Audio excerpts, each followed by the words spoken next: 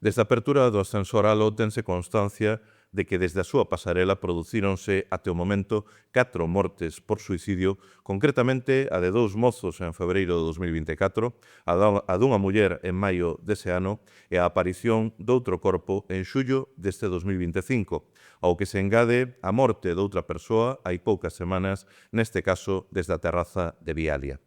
A estes falecementos engádese un número importante e preocupante de intentos de suicidio que foron, afortunadamente, evitados grazas á intervención da ciudadanía e das forzas policiais.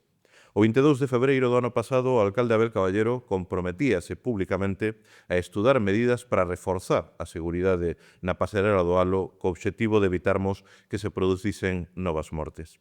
Pero desde entón, as únicas medidas concretas despregadas teñen a ver apenas co horario de funcionamento do ascensor e co reforzo da vigilancia policial. Medidas que, sendo positivas, é claro que non logran resolver o problema.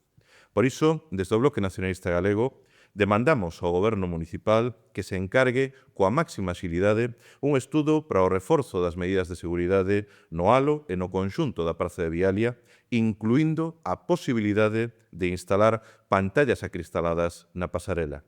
Trátase de aplicar as medidas técnicas que veñen recollidas nas guías públicas de prevención do suicidio. En este sentido, queremos suliñar que o vixente Plan de Prevención do Suicidio en Galiza, elaborado pola Consellería de Sanidade, establece de maneira clara que se deben identificar os puntos negros arquitectónicos e xeográficos de suicidio e crear barreiras de acceso. Unha medida que é tamén indicada pola propia Organización Mundial da Saúde, que sinala que precisamente a restricción de acceso aos medios utilizáveis para suicidarse é unha medida eficaz na prevención.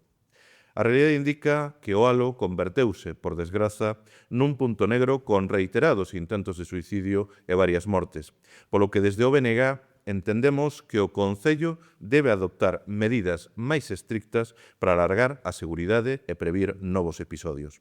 A estética do Halo non pode estar por acima nunca da protección da seguridade física e da vida das persoas.